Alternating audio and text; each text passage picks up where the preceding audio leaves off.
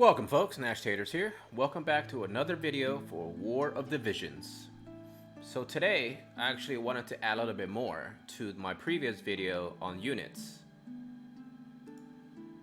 I feel like I didn't go over everything there are there in terms of menu-wise. One thing I want to really talk about is favorite equipment. Basically, this is designed that when you add your character to whatever you need to designate a character, it automatically asks you, do you want to equip this equipment? And I'm going to show you real quick what that means.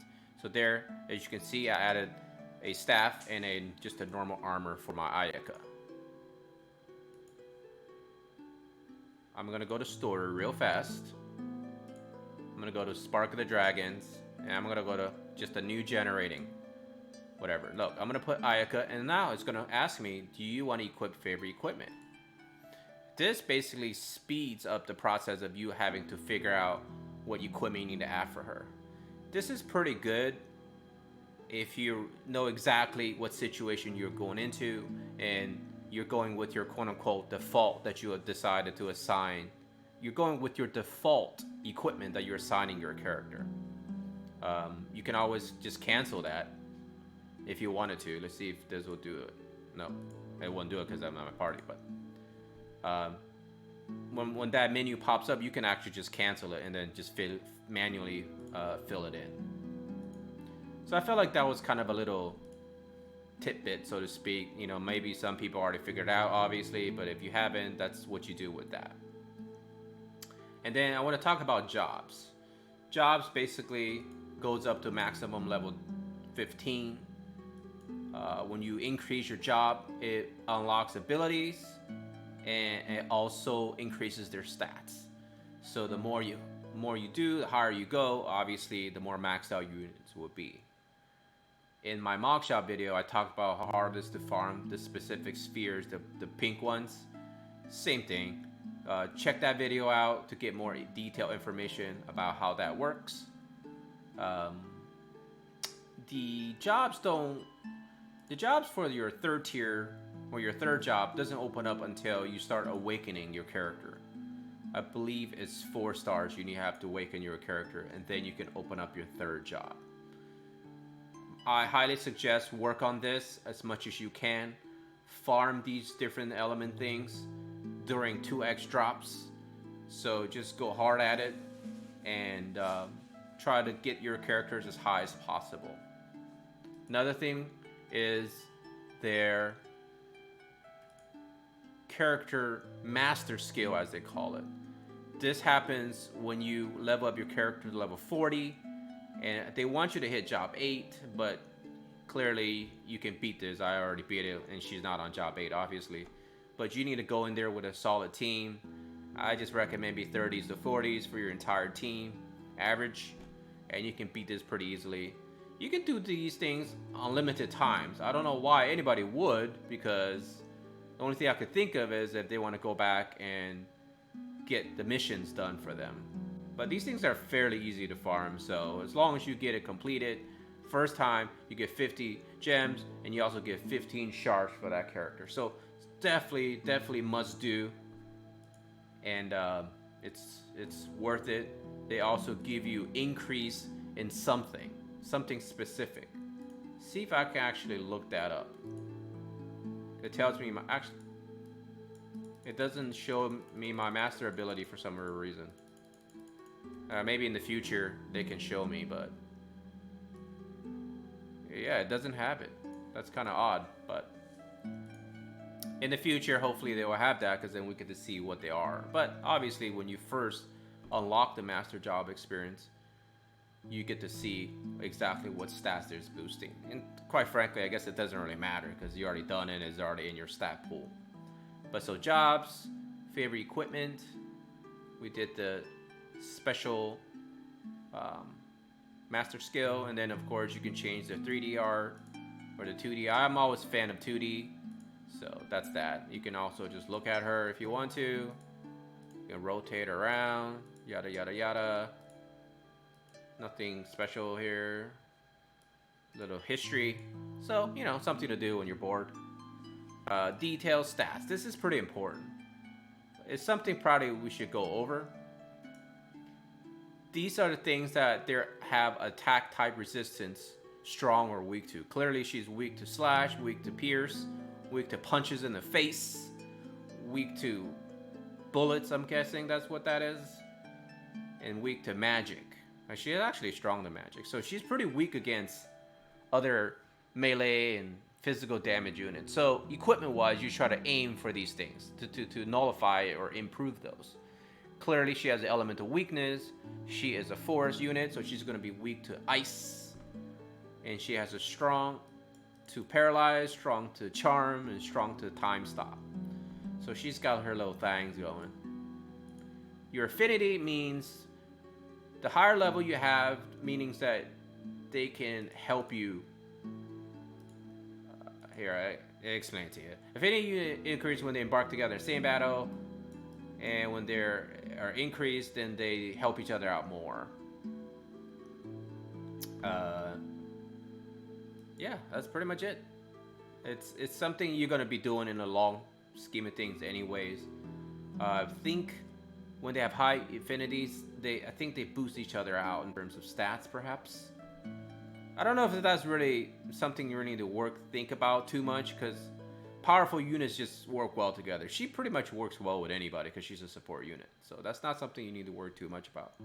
But maybe something you need to pay attention down the road when you're not utilizing just solely support units, especially in the arena where you're only limited to 3 units. You want to kind of somewhat look at individual boosts and whatnot to have the best synergy. So also, when you increase your guild statues, your equipment, it shows you the extra bonus stats. This is her basic stats, and this is total risen value from jobs, from your abilities, etc., etc. Also, it tells you what she can equip: rods, hats, clothing, accessories. We also didn't talk about Bravery and Faith. Bravery is basically the number used for physical damage and proccing your abilities. So the higher your bravery, the more likely is your character to proc something. And that's basically your blue tiled hexagon skills. Chance of bestowing regen on self for 3 turns when taking damage. So that means when this character is taking damage, it can trigger or proc something to happen. In this case, a regenning effect, which will heal herself over time, every time is her turn.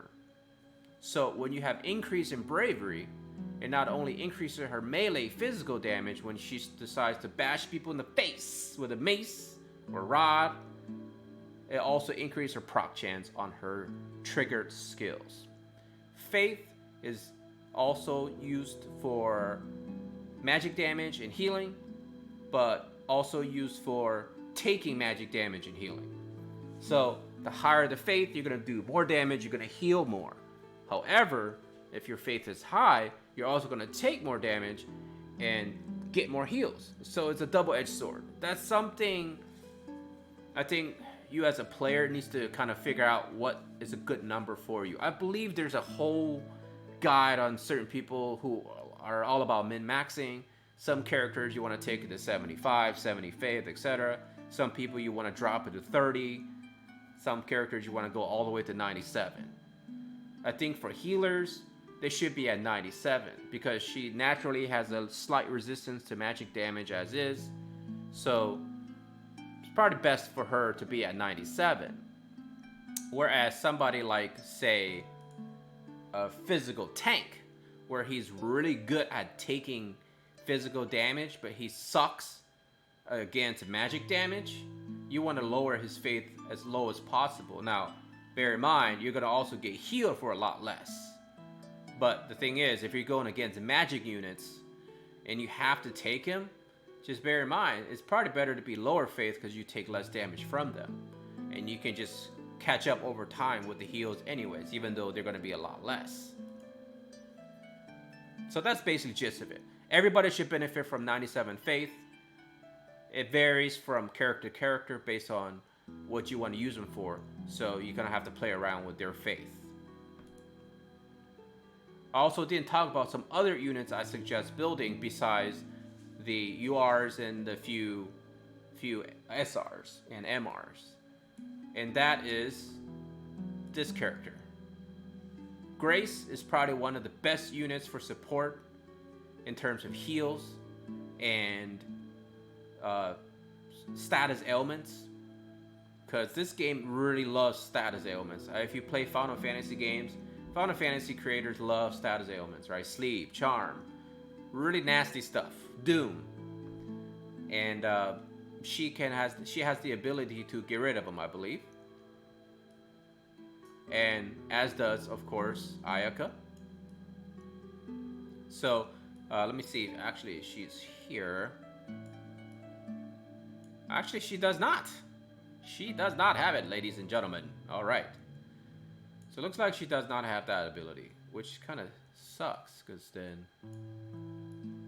we need to find some other characters. But she can... Actually, what am I saying? She does.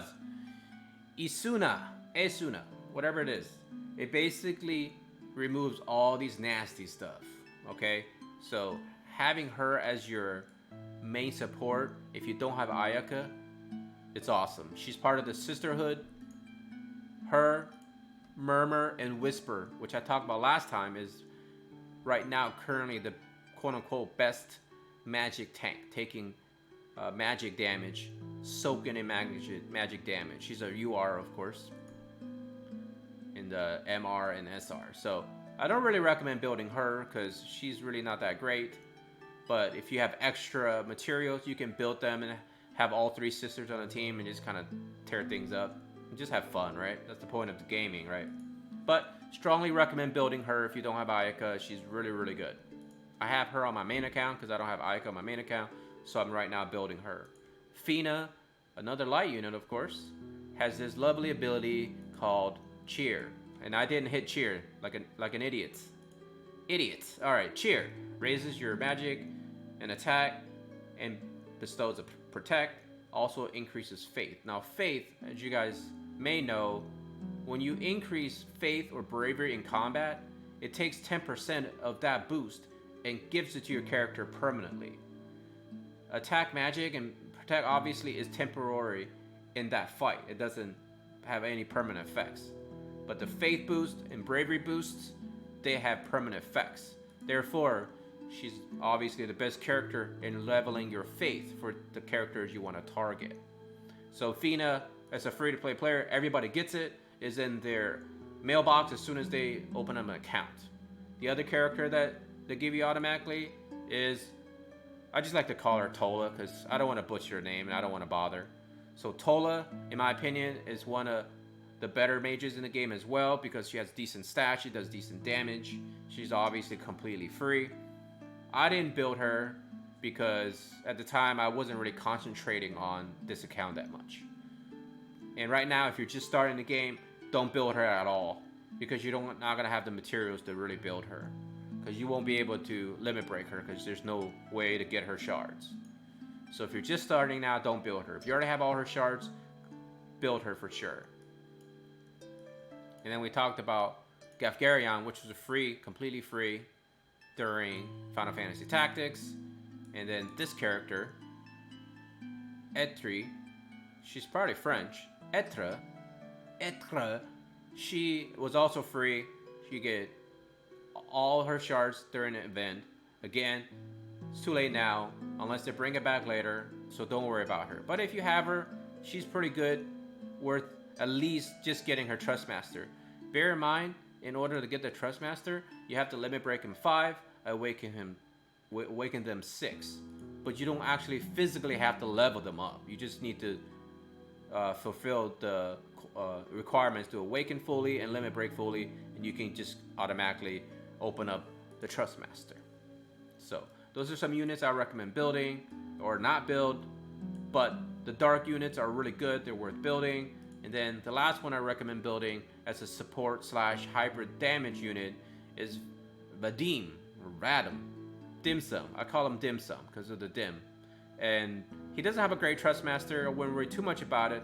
But if you just decide to build him to level 99, you're just going to automatically get it anyways.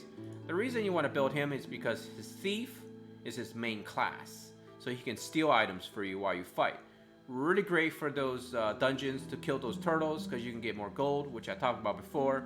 One of the best resources you can have in the game. Also, he has this ability when you get him to Awakening 6 stars, which will be Mug. So as you're hitting them and just punch them in the face with your knife, you will get items. And why not, right? It's free. And you're doing damage. That's why I call him a hybrid support. He's really good. I feel like he's really good. And also, his other usefulness is Steel Heart. Cabbage talked about this in his videos. Stealing Heart is really good because you inflict charm. Currently, the Iron Giant stage, maybe if you have characters that have Steel Heart, use them. Because I would just charm the shit out of those mages and have them go apeshit on the giant himself. And that's a cheesy way, but yet fun way to beat that stage, right? And if you have, let's say, 2-3 thieves, just go in there and charm the shit out of them and have them fight for you. Now you turn the battle. Instead of the 5 characters you have on your team, now you're gonna have like 6, 7, 8 characters on your team, and you can just gang up on that giant. So that's something to really think about. And in the future, like especially the tower they're gonna release, where you have to climb the tower and beat harder and harder opponents and enemies, charming, it's something to really consider, because then you can actually just take advantage of having your opposing units fight for you for 3 turns, right? So, and that will give you some time to really set up your team in the strategy that you're trying to employ. So yes, super powerful ability, and I believe if your enemy units have a specific faith, I want to say 75. I think if they have, the higher the faith, the higher chance of inflicting charm. So of course, naturally, you want to target their healers, you want to target their casters. Bang, good times. Yeah, definitely good times. I think that's always a good time. So yes, thieves, gunners, ninjas, those are all good units. Support is really good unit. Now here's the thing. Tank units and support units are always going to be good in this game because they're going to be required for almost all situations. Damage dealers eventually can be overwritten in terms of stats as the game progresses in life. So that means newer units they're going to release, they're probably going to have better stats. So they're probably going to do better damage. So it's easy to replace your attackers. But it's not so easy to really just replace your support units and your tanking units. So try to use a lot of your resources on support units. I know a lot of videos people put out say that healers are not important in this game, but having played these games for years, I can always tell you, support, especially status ailments, getting rid of those are more important than simply just out damaging your enemies. Because if you can place status ailments on your opponents, they're going to be disrupted. They're not going to be doing damage to you. So if you think about it in those terms, it's just as good as damage, if not better, because the game is about taking turn, and placing status ailments on your opponents or reducing the status ailments that's placed upon you is going to allow you to take more turns, allow you to do less damage. Like think about it, right? If you take 5 turns, your opponent takes 1, and you only do 100 damage per turn, but he can output 500 damage on his turn, you give him 500 damage on your 5 turns, whereas he's doing 1 shot to you. But if you're hitting him 5 times before he can hit you once, you're gonna kill him, right? That's just simple math, simple logic. So again, concentrate on your supporter units, concentrate on your tanks if you have good ones or you have Mont, and level up the units that you want to just play with, or you think they look pretty. Like for example, let's be honest, everyone is staring at certain parts of her, right? And for me, I know I'm staring at her staff because that's my favorite part, but maybe it's different for others. But play with the characters that you like. In my opinion, tier list is just shit people make up because they have to make videos, they have to have something to tell people. Enjoy the game how you want to enjoy it, man. Play the game the way you want to play it. You know, follow the simple rules, simple guides people put out. But I mean, I try to tell people to do what they feel is best for themselves while giving them a foundation of what, in my opinion, every person should kind of somewhat follow, right? You know what I'm saying? Like, you don't need to follow word for word what I say, because you need to imprint yourself into the game yourself. And I think you can't go wrong doing that. There are some terrible units in this game. However, that being said, even this normal unit, the lowest unit in the game in terms of rarity, some people love this unit. And he does really well in tower, which is, right? I mean, why not build him? He's super easy to build. He's like super easy to build, super easy to awaken. And his Trustmaster is pretty much not that great, but at least it's something. And while his stats are not that great, his attack is outrageously high for a normal unit. And so it just goes to show you, don't judge a book by its cover until you tried it out. You know what I'm saying? Yes, I did say, you know, play a character that you like to look at all day, but also look at their skills, look at their stats, and look at the situations you're placing your characters in. And you can't go wrong simply by experimenting. And the only limitations you do have are the awakening materials, unfortunately. So you can't go apeshit on just leveling every unit in the game, which I suggested already. But what I'm saying is, certain units are just good. You know what I mean? Like, this unit's pretty good, this unit's okay, this unit's pretty good. You know, it's like, you're not gonna go wrong if you don't have quote-unquote the best units in the game, and you decide to go down a couple of notches and level up a character in terms of tier lists. If you do go look at those things and go with them, because I have beaten plenty of content in this game without the best units and with just, you know, low level characters. Like, for example, I was using her for a long time and just keep giving haste to my characters, and my character just slaughtered the other team, and it works. You know what I'm saying? So go out there, have fun, love the game, use your time wisely, and until next time, don't forget to subscribe, don't forget to like, don't forget to hit the notification button. Take care of yourself and your family. Peace!